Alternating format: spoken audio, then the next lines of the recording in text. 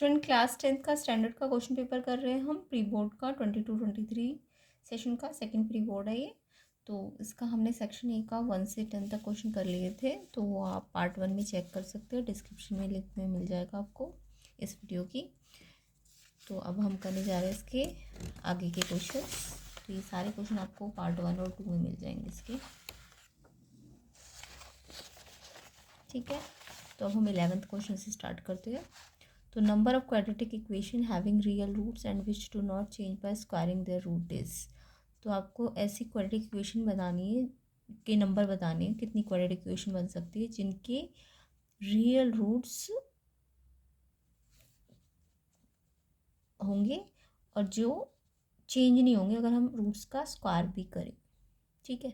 तो मतलब क्या है इसका, वैसे तो इसका आपको आंसर डायरेक्ट याद रखना है कि ऐसे कितने क्वाड्रेटिक इक्वेशन बनते हैं जिनके स्क्वायरिंग रूट को हम बिना चेंज किए बना सकते हैं। तो ये 4 होते हैं, बट इसका अगर आप डिटेल सोल्यूशन चाहते हैं तो देखिए एक मिनट के लिए इसको। तो इसको हमें क्या करना होता है, वैसे तो आपको याद रखना है बट कैसे आया ये आंसर। तो हमें क्या बोला, स्क्वायरिंग मतलब विदाउट स्क्वायरिंग चेंज की। तो हमें पता है ज़ीरोज़ का स्क्वायर करेंगे, स्क्वायर मतलब एक ज़ीरो अल्फ़ा स्क्वायर और दूसरा ज़ीरो बीटा स्क्वायर है, तो उनका हम सम निकालेंगे तो वो जो हमारा ओरिजिनल है अल्फ़ा प्लस बीटा के इक्वली आएगा, है ना। ओरिजिनल वाले का क्या होता है, अल्फ़ा और बीटा होता है। ओरिजिनल वाले का क्या होता है, जीरोस अल्फ़ा और बीटा। और उन्होंने कहा है कि वो अगर हम स्क्वायर भी कर दें इनके ज़ीरोज़ का तो वो चेंज नहीं होंगे। तो यानी कि अल्फ़ा स्क्वायर और बीटा स्क्वायर का अगर हम सम करें तो वो अल्फ़ा प्लस बीटा ही आएगा। ऐसे ही अल्फ़ा स्क्वायर और बीटा स्क्वायर का हम प्रोडक्ट करें, ये सम है और ये प्रोडक्ट है, तो वो ओरिजिनल वाले का प्रोडक्ट के बराबर आएगा। तो ये कंडीशन हमें बोल रखा है क्वेश्चन में, ठीक है। तो यहाँ से अब देखो, यहाँ पे स्क्वायर तो हमने होल स्क्वायर लगा दिया। अब अल्फ़ा बीटा यहाँ भी और यहाँ भी है तो हमने कॉमन ले लिया। तो यहाँ से एक अल्फ़ा बीटा बचेगा और यहाँ से कुछ नहीं बचा यानी 1 बचेगा। तो ये 1 यहाँ के माइनस हो जाएगा, है ना। कॉमन लिया है अल्फ़ा बीटा। अब यहाँ से अगर मैं मान के चलूँ कि अल्फ़ा भी ज़ीरो और बीटा भी ज़ीरो है, ठीक है, क्योंकि ये ज़ीरो है ना, तो या तो ये ज़ीरो है, ये ज़ीरो है, तो ये भी ज़ीरो है। इसका मतलब तो यही ना, या तो ये ज़ीरो है या ये ज़ीरो है या ये ज़ीरो है। तो अगर हम मान के चलो ये दोनों ज़ीरो है तो ये कितना आ जाएगा, अल्फ़ा बीटा माइनस 1 ज़ीरो, यानी अल्फ़ा बीटा 1 आ जाएगा। अब आपको पता है अल्फ़ा बीटा 1 आया, ये हमारे पास 3 इक्वेशंस है, ठीक है। अल्फ़ा बीटा 1 हम इस इक्वेशन में अगर रख दें कि अल्फ़ा 0 रख दे और अल्फ़ा बीटा 1 के इक्वल रख दे, ठीक है। पहले हम ये वाली कंडीशन लेके चलते हैं, अल्फ़ा 0 रख देते हैं इस इक्वेशन में, फर्स्ट इक्वेशन में। तो अल्फ़ा के प्लेस में हमने 0 रखा तो ये बीटा स्क्वायर बीटा के बराबर आ जाएगा। तो यहाँ से बीटा के लिए सॉल्व कर लीजिए, बीटा कॉमन आ जाएगा, एक बीटा यहाँ से बचेगा और यहाँ से कुछ नहीं बचा, 1 बचा और यहाँ के माइनस हो गया। अब या तो बीटा 0 है या बीटा माइनस 1 ज़ीरो है, तो ये 1 आ जाएगा, है ना। बीटा माइनस 1 जब आप 0 करोगे तो बीटा की वैल्यू कितनी आ जाएगी, 1। तो यानी कि अल्फ़ा 0 रखने पे बीटा 0 आ रहा है या 1 आ रहा है। तो यानी कि आपके पास अल्फ़ा आया 0 तो बीटा भी 0 आया, या अल्फ़ा 0 तो बीटा कितना आया, 1। तो ये 2 ज़ीरोज़ आ गए हमारे पास। तो ये 2 ज़ीरोज़ आए तो ये 2 इक्वेशंस बन गई क्वाड्रेटिक इक्वेशन। इसके अलावा एक और कंडीशन है हमारे पास, अल्फ़ा बीटा 1। एक कंडीशन तो हमने रख ली, अब ये वाली कंडीशन भी रखनी है हमें इसी वाली फर्स्ट इक्वेशन में। तो हमारे पास फर्स्ट इक्वेशन ये है और मुझे पता है कि alpha square plus beta square को हम, क्योंकि हमें अल्फ़ा बीटा फॉर्म में क्वेश्चन दिया हुआ है, तो हम क्या करेंगे, alpha square plus beta square को अल्फ़ा और बीटा वाले फॉर्मूले में चेंज करेंगे। तो ये सबको पता होगा alpha square plus beta square क्या होता है, अल्फ़ा प्लस बीटा का whole square minus 2 alpha beta. तो ये फॉर्मूला आपको याद रखना, ये होता है। और ये तो दिया ही हुआ अल्फ़ा प्लस बीटा। अब यहाँ पे हमें अल्फ़ा बीटा कितना रखना है, 1 रखना है ना, तो यहाँ तो हमने रख दिया। अब इसको थोड़ी देर के लिए हम टी मान लेते हैं अल्फ़ा प्लस बीटा को, तो ये टी स्क्वायर हो जाएगा, ये टी हो जाएगा, तो ये क्वाड्रेटिक इक्वेशन बन जाएगी। अब क्वाड्रेटिक इक्वेशन तो सबको सॉल्व करने आती है, पहले इसको इससे मल्टीप्लाई करना 1 को 2 से, इसको इससे, और फिर ऐसे फैक्टर करना कि 1 आ जाए। तो ये क्वाड्रेटिक इक्वेशन है, तो इसको सॉल्व आप क्वाड्रेटिक इक्वेशन की वीडियो में देख लेना कैसे सॉल्व की जाती है, मिडल स्प्लिट कैसे किया जाता है। तो इससे हमारे टी के 2 आंसर आए, एक तो 2 आया और एक -1 आया। टी मीन्स हमारा, हमने टी किसको लिया था, अल्फ़ा प्लस बीटा को। तो या तो अल्फ़ा प्लस बीटा 2 है या अल्फ़ा प्लस बीटा -1 है। अब देखिए, अगर अल्फ़ा प्लस बीटा 2 है और मैंने कंडीशन क्या ली है, अल्फ़ा बीटा इक्वल टू 1 की, तो यहाँ से बीटा सब्स्टिट्यूट कर लीजिए 1/अल्फ़ा और इसमें रख दीजिए।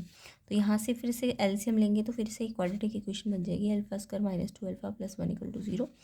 तो जहाँ पे आप सॉल्व करेंगे तो अल्फ़ा 1 आ जाएगा, है ना। सॉल्व करके देख लेना, क्वाड्रेटिक इक्वेशन है ये। ठीक है, सेम ऐसे यहाँ से भी हम अगर बीटा को यहाँ से सब्स्टिट्यूट कर ले 1/अल्फ़ा, तो यहाँ से भी एक क्वाड्रेटिक इक्वेशन बनेगी। अब यहाँ पे क्योंकि इसके रियल रूट नहीं आएंगे तो हमने इनको मान लिया ओमेगा और ओमेगा स्क्वायर। ठीक है, तो एक ज़ीरो तो हमारा आ गया जब हमने 2 लिया था, अल्फ़ा 1 लिया था, तो देखिए बीटा कितना आ जाएगा। बीटा अगर अल्फ़ा 1 है तो बीटा यहाँ से निकल जाएगा ना 1/1, तो ये 1 आ जाएगा। ठीक है, तो अल्फ़ा 2 अल्फ़ा 1 रखने पर बीटा कितना आया, 1 ही आया है ना। तो एक ज़ीरो ही आ जाएगा और एक थर्ड ज़ीरो भी हमने यहाँ से, हमारा रियल नहीं आ रहा था तो हमने मान लिया ओमेगा ओमेगा स्क्वायर। तो ऐसे कितने पेयर आए हमारे पास ज़ीरोज़ के, 4 पेयर आए ना। तो इसलिए हम कहते हैं कि अगर अल्फ़ा बीटा ओरिजिनल ज़ीरो है और हम स्क्वायर भी कर दे तो वो चेंज नहीं होंगे, यानी कि जो इसका सम होगा वही इसका सम होगा, जो इसका प्रोडक्ट होगा वही इसका प्रोडक्ट होगा। तो ऐसी कितनी क्वाड्रेटिक इक्वेशन बनती है, देखो 4 पेयर बन रहे हैं ज़ीरोज़ के, यानी 4 इक्वेशंस बनेंगी। तो आपको ये डायरेक्ट याद रखना है। तो ये मैंने डिटेल सोल्यूशन इसका बता दिया है, बट आप इसे याद रखना कि अगर स्क्वायरिंग रूट्स करके हाँ भी अल्फ़ा बीटा का जो सम और प्रोडक्ट है वो चेंज नहीं हो रहा, तो ऐसी कितनी क्वाड्रेटिक इक्वेशन आती है, 4। ठीक है, तो नेक्स्ट क्वेश्चन देखते हैं, question number 12। The perimeter of the triangle form by the points this is. तो आपको कोऑर्डिनेट्स दिए है और आपको इसका पैरीमीटर निकालना है। तो देखिए कोऑर्डिनेट से पैरीमीटर निकालना वैसे तो आप डिस्टेंस फॉर्मूला से भी निकाल सकते हैं, बट इसका एक इजी तरीका भी है, तो आप उससे भी कर सकते हैं। तो पहले तो आप डिस्टेंस फॉर्मूला से कैसे निकालेंगे, आपके पास 3 कोऑर्डिनेट है, 0 0 1 0 और 0 1। तो ये मान लीजिए ए है, ये बी है और ये सी है। अब आप क्या करेंगे, पैरीमीटर निकालने के लिए क्या करते हैं, पहले ए बी डिस्टेंस निकालिए, डिस्टेंस फॉर्मूला लगाइए, फिर बी सी डिस्टेंस निकालिए, फिर ए सी डिस्टेंस निकालिए। तो ए बी डिस्टेंस के लिए x2 माइनस x1 का whole square, y2 minus y1 का होल स्क्वायर, फिर प्लस करना, फिर रूट लगाना। तो डिस्टेंस फॉर्मूला तो आपको आता ही होगा ना, ये अगर x2 y2 है और ये अगर x1 y1 है तो फॉर्मूला क्या बनता है, x2 माइनस x1 का whole square plus y2 minus y1 का होल स्क्वायर और फिर रूट लगा देते हैं। तो इससे ए बी आ जाएगा, सेम ऐसे बी सी निकाल लेना, ऐसे ए सी निकाल लेना। तो डिस्टेंस फॉर्मूला वाली वीडियो आप देख लेना चैनल में जाके, तो आपको डिस्टेंस निकालना आ जाएगा। तो ए बी डिस्टेंस कैसे निकलेगा, डिस्टेंस फॉर्मूला लगा के, फिर बी सी के बीच में डिस्टेंस लगाना, फिर ए सी के बीच में। तो इन तीनों का डिस्टेंस निकल जाएगा, यानी इनकी लेंथ निकल जाएगी, तो इनका पैरीमीटर इनका सम करके निकल जाता है। बट एक शॉर्ट ट्रिक है, देखिए क्योंकि ये MCQ है तो आपको जल्दी से आंसर निकालना है, तो ऐसे करके तो बहुत टाइम लग जाएगा। तो सेकंड मेथड क्या है कि आप ना इन पॉइंट्स को ना कोऑर्डिनेट्स में प्लॉट कर दीजिए। तो देखिए 0 0 पॉइंट तो यहाँ पे आता है, x का 1 y का 0, x का जब दिया होता है 1 और y का 0 होता है तो वो x एक्सिस पे आता है, ये यानी ये है पॉइंट 1 0 है ना। जब x का दिया और y का ना दिया हो तो ये x एक्सिस पे होता है ये पॉइंट, और जब x का 0 हो और y का 1 हो तो यानी कि y एक्सिस पे होता है, ये है 0 1। अब देखिए इनको आप मिला लीजिए, तो ये जो बना हमारा, मान लीजिए ये O है, ये A है, ये B है, तो आपको OAB का क्या निकालना है, पैरीमीटर निकालना है ना। तो देखिए पैरीमीटर तो आपको पता है तीनों साइड का टोटल होता है। तो आपको ये दिख रहा है कि राइट एंगल ट्राइंगल है, ये यहाँ से यहाँ तक कितना है, 1 है, एक्स की डिस्टेंस 1 है ना, और वाई की डिस्टेंस भी कितनी है, 1 है। तो एक्स भी 1 है, वाई भी 1 है, और ये हाइपोटेन्यूज है। तो हाइपोटेन्यूज कैसे निकलता है, लेंथ का परपेंडिकुलर का स्क्वायर प्लस बेस का स्क्वायर। तो 1 1 2 और स्क्वायर हटेगा तो रूट लग जाएगा, पाइथागोरस। तो ये ए बी कितना आ गया, √2। तो आप ये आपको ओ ए पता है, ए बी पता है और ओ भी पता है। तो ये 1, ये भी 1 और ये ए बी कितना आया, √2। तो ये 1 1 2 हो जाएगा, 1 1 कितना हो जाएगा 2, एंड ये √2 एज इट इज़। ये इससे जुड़ नहीं सकता क्योंकि विदाउट रूट है, रूट है, तो ये ऐसे ही रहेगा। तो आंसर क्या आएगा इसके पैरामीटर का, 2 + √2। तो इसका ऑप्शन ए होगा। इसी क्वेश्चन में ना कई बार एरिया निकालने को आ जाता है, तो मैं एरिया भी बता देती हूँ आपको। अगर ऐसे ही कोऑर्डिनेट्स दिए हो तो आप कोऑर्डिनेट प्लेन में लगाना इनको, और एरिया क्या हो जाएगा, half into base into height. तो हाफ इंटू बेस क्या आएगा, इसका बेस यहाँ से यहाँ तक है ना 1 है, और हाइट कितनी है, ये है, तो इसका एरिया कितना आ जाएगा, हाफ। तो अभी तो क्वेश्चन में पैरामीटर पूछा था, तो मैंने इसी क्वेश्चन में एरिया भी बता दिया आपको। ठीक है, नेक्स्ट क्वेश्चन देख लेते हैं, question number 13। The wickets taken by a bowler in 10 cricket matches ये आपको 10 क्रिकेट मैच में विकेट बोले, पहले में 2 लिया, फिर 6 लिया, फिर 4 लिया, फिर 5 लिया, फिर 0 3, फिर 1 3, फिर 2, फिर 3, और मॉड निकालना है। मॉड तो आपको सबको पता ही होगा, जो नंबर सबसे ज़्यादा बार आता है। तो देखिए 2 यहाँ पे कितनी बार आया, 2 बार। 6 एक ही बार आया है, 5 भी एक बार आया है, 4 भी एक बार आया है, 3 देखिए 1 2 3 3 टाइम्स आया ना, 3 यानी सबसे ज़्यादा बार आया। तो मॉड क्या होता है, जो सबसे ज़्यादा बार आए, तो 3 इसका मॉड है। तो मॉड क्या है इसका, 3। तो ऑप्शन नंबर इसका होगा डी। नेक्स्ट क्वेश्चन देखेंगे, ट्रिग्नोमेट्री में से है, root 1 plus sine theta upon 1 minus sine theta आपको फाइंड करना है। तो ये तो एनसीईआरटी का ही क्वेश्चन होता है। तो इसको देखिए कैसे करना है। Question number 14, root 1 plus sine theta upon 1 minus sine theta. तो जब भी आपको ना ये 1 प्लस सम 1 माइनस सम दिया हो तो उसको रेशनलाइज कर देते हैं। तो रूट के अंदर ही आप रेशनलाइज कर देना। तो यहाँ नीचे माइनस है ना, तो 1 प्लस हो जाएगा। यहाँ माइनस होता है तो प्लस करते हैं, तो ये जो नीचे लिखा होता है वही ऊपर लिख देते हैं। तो ध्यान रखना, हमें रूट के अंदर ही रेशनलाइज कर देना है जब भी ऊपर प्लस और नीचे माइनस हो। ठीक है, अब हमें क्या करना है, ये नीचे हमेशा आइडेंटिटी बन जाती है, तो पता है ना रेशनलाइज में ए माइनस बी ए प्लस बी, ए स्क्वायर यानी 1 का स्क्वायर 1 और बी का स्क्वायर यानी साइन का स्क्वायर करोगे तो साइन स्क्वायर थीटा हो जाएगा। और देखिए ये बिल्कुल इसके जैसा ही है ना, ए प्लस बी ए प्लस बी, तो ये हम कर देंगे ए प्लस बी का होल स्क्वायर। और आपको पता है रूट की प्रॉपर्टी होती है, कोई भी चीज़ स्क्वायर में हो तो वो एक बार बाहर आ जाती है। तो पहले तो मैं इसको ऐसे लिख देती हूँ, 1 प्लस साइन थीटा का whole square. 1 minus sine square theta भी एक आइडेंटिटी होती है। 1 माइनस साइन थीटा होता है कॉस स्क्वायर थीटा। तो ये कुछ आइडेंटिटीज होती है ट्रिग्नोमेट्रिक, वो मैंने अपने ट्रिग्नोमेट्रिक वाले वीडियोज़ में, मेरे वीडियोज़ आप ट्रिग्नोमेट्री वाले देखना, वहाँ पे मैंने ट्रिग्नोमेट्री की बहुत सारी आइडेंटिटीज बताई है, तो वहाँ पे आप देखना। 1 माइनस साइन स्क्वायर होता है कॉस स्क्वायर।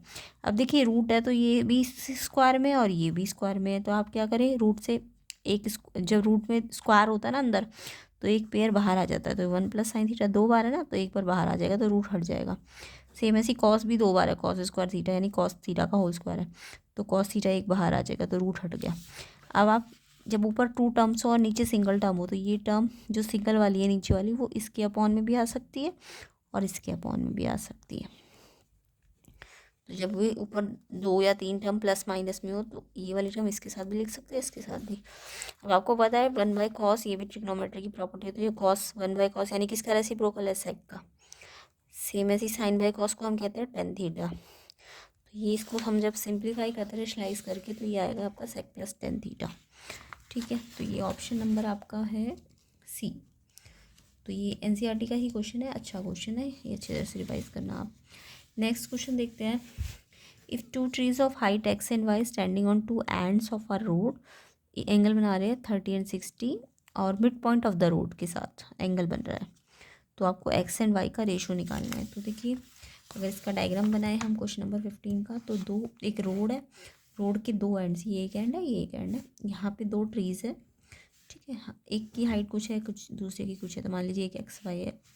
अब आपको बोला कि मिड पॉइंट से एंगल बन रहा है, तो देखिए मिड पॉइंट से एंगल बन रहा है, तो एक 30 डिग्री का बन रहा है और एक 60 डिग्री का।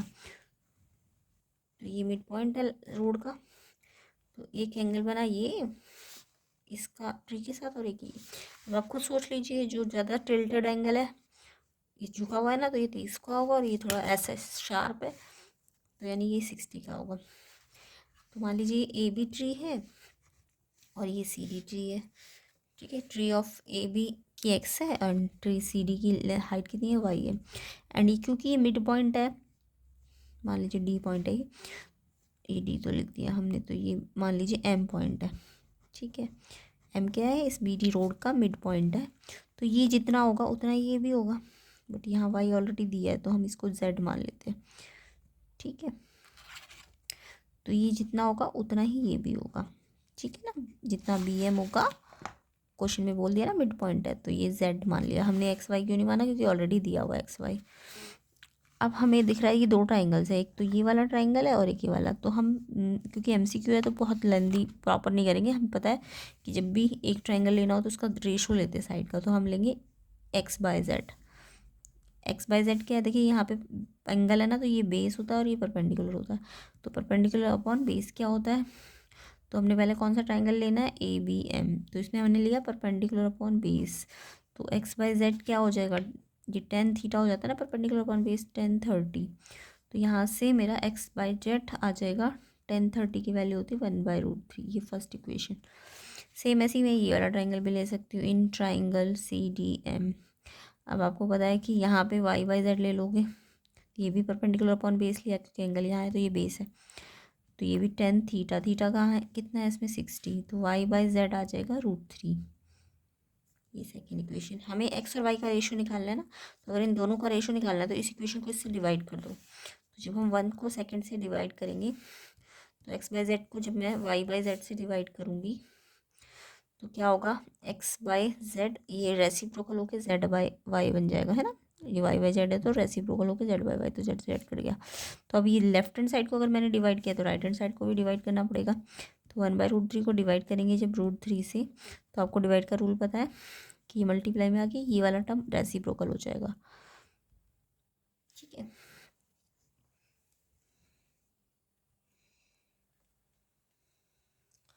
तो ये सॉल्व कर लीजिए, 1 1 ज़ा 1, √3 3, तो यानी x और y का रेशो जो आ रहा है वो 1/3 आ रहा है। एक्स और वाई का रेशो पूछा था ना आपको, तो 1/3। देखिए ऑप्शन में कहाँ पे है ये रहा ए ऑप्शन, 1/3। तो है तो ये एनसीईआरटी का ही क्वेश्चन, बट यहाँ पे आपको हाइट नहीं दी हुई है, वहाँ आपको हाइट दी होती थी, यहाँ पे आपको हाइट नहीं दी है। तो ये हाइट का रेशो कैसे निकलेगा, जब आप इस फर्स्ट इक्वेशन से x/y/z निकालोगे 1030 एंड यहाँ से भी निकालोगे 1030, और दोनों का रेशो निकालना है क्योंकि, तो इस इक्वेशन को इससे डिवाइड कर देना, बाकी ये थोड़ी सी सिंप्लीफिकेशन ही आना चाहिए आपको। तो ये रेशो कितना आएगा, 1/3। नेक्स्ट क्वेश्चन देख लेते हैं, क्वेश्चन नंबर 16। तो देखिए यहाँ पे आपको एक सर्कल दिया है, सर्कल के सर्कमस्क्राइब एक क्वाड्रिलेटरल दिया है, और आपको BOC एंगल निकालना है। AOD आपको गिवन है और BOC निकालना है। तो ऐसा क्वेश्चन जब भी आए ना कि एक सर्कल हो और उस पर एक सर्कमस्क्राइबिंग कोई क्वाड्रिलेटरल हो, और इसकी अपोजिट साइड, ये वाली अपोजिट साइड सेंटर के साथ ये एंगल बना रही हो, और इसकी अपोजिट साइड भी सेंटर के साथ ये एंगल बना रही हो, तो ये ध्यान रखना, ये जो अपोजिट साइड जो सेंटर में एंगल बनाती है, ये वाली अपोजिट इसके है ना, और ये भी सेंटर, तो ये वाला और ये वाला एंगल का सम जो होता है ना, ये 180 होता है। ये आपके एक सर्कल वाले चैप्टर में थ्योरम है, ठीक है। जो अपोजिट साइड का सेंटर के साथ एंगल बनता है उनका वो सप्लीमेंट्री होता है, यानी ये दोनों का सम 180 होता है। तो आपको ये वाला एंगल तो दिया है 135, तो ये वाला निकालना है। तो आपको दिख रहा है ये AD साइड और ये इसके अपोजिट BC साइड है। ये कब होता है, जब ये सर्कमस्क्राइब हो इस क्वाड्रिलेटरल इस सर्कल को। तो इसकी अपोजिट ये है और ये अपोजिट साइड है, और ये भी सेंटर पे बना रहा है और ये भी सेंटर पे, तो ये इसका और उसका सम कितना होगा, 180। तो ये 135 है, और ये निकालना है आपको BOC। तो इसको 180 में से क्या करेंगे, 135 को माइनस कर देंगे, तो ये आ जाएगा 45 डिग्री। तो इसका ऑप्शन नंबर ए होगा, ठीक है। क्वेश्चन नंबर 17 देख लेते हैं। Out of the given statements कौन सी स्टेटमेंट आपको बोला करेक्ट है, ठीक है। तो आप पहले सारे स्टेटमेंट पढ़ लीजिए। Area of 2 similar triangle are in the ratio of corresponding altitude. देखिए एरिया वाला सिमिलर ट्राइंगल का आपको थ्योरम आती होगी।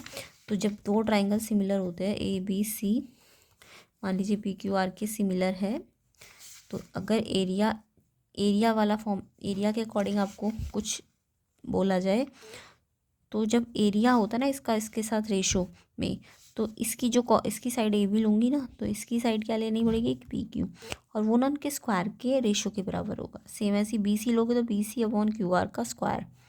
तो जब एरिया हो, एरिया का रेशो, तो वो उनके साइड्स के स्क्वायर के रेशो के इक्वल होता है, ये ध्यान रखना, कॉरस्पॉन्डिंग के, ठीक है। बट अगर यहीं पे आपको एरिया में ही आपको बोले कि मीडियन के साथ क्या रिलेशन है, तो मीडियन, मान लो इसकी मीडियन है, ये मीडियन पता है ना क्या होती है, जो इसको इक्वल पार्ट से डिवाइड करें। मान लीजिए AM मीडियन है और ये PN मीडियन है, तो ये जो AM मीडियन है और जो PN मीडियन है, इनके भी क्या होता है, स्क्वायर के, चाहे साइड लो उनका भी स्क्वायर का रेशो होता है, चाहे मीडियन लो, मीडियन 1/मीडियन 2, इसके भी स्क्वायर के।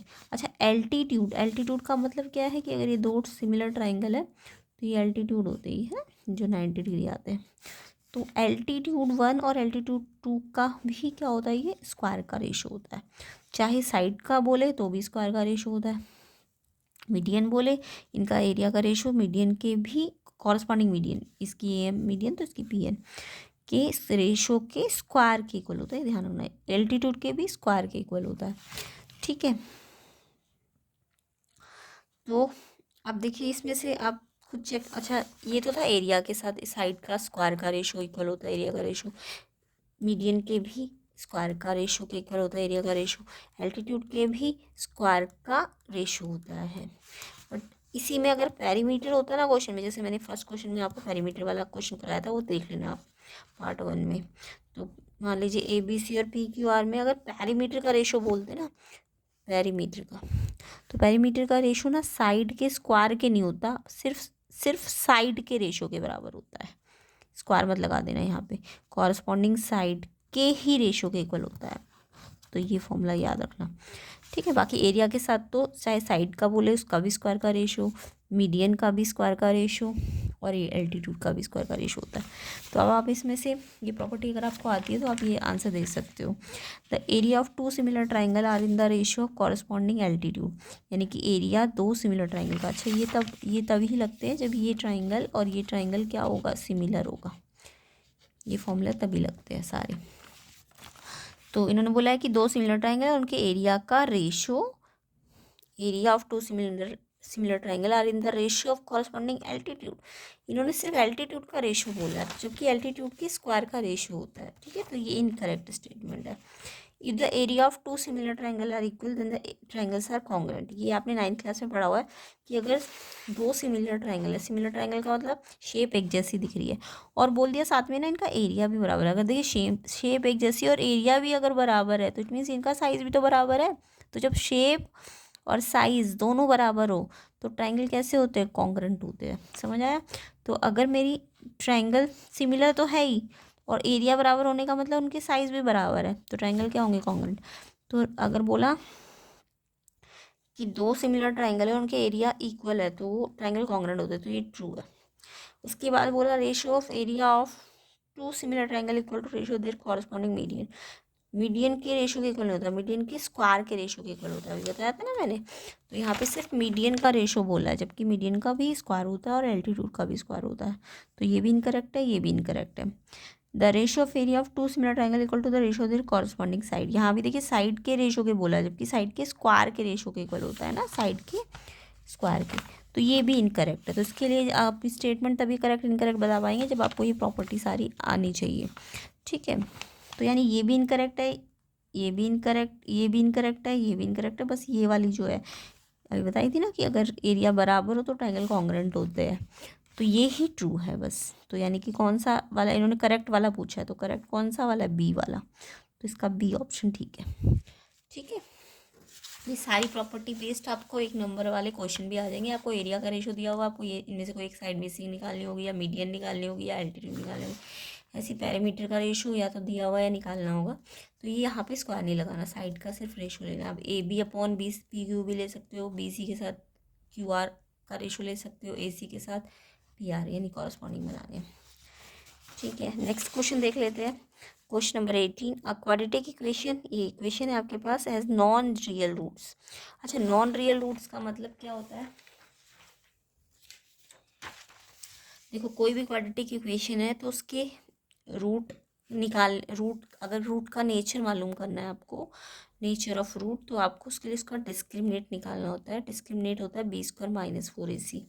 अब आपको अगर जब भी बोले रूट कैसे रियल है कि नॉन रियल है, तो आपको डी की वैल्यू निकालनी है, तो डी की वैल्यू यहाँ से निकलेगी, यहाँ से ABC पहले आप क्वाड्रेटिक इक्वेशन में निकाल लेना और फिर इस पर रख देना। तो अगर डी आपका ना 0 आए तो आप बोलोगे 2 रियल एंड इक्वल रूट्स है, कैसे रूट है, इक्वल, ठीक है। अगर डी आपका ना निकाला आपने और पॉजिटिव आया या ग्रेटर देन 0 आया तो आप बोलेंगे 2 रियल जीरोस या रूट्स, ठीक है। यहाँ पे इक्वल मत लिखना क्योंकि डी ग्रेटर देन 0 है।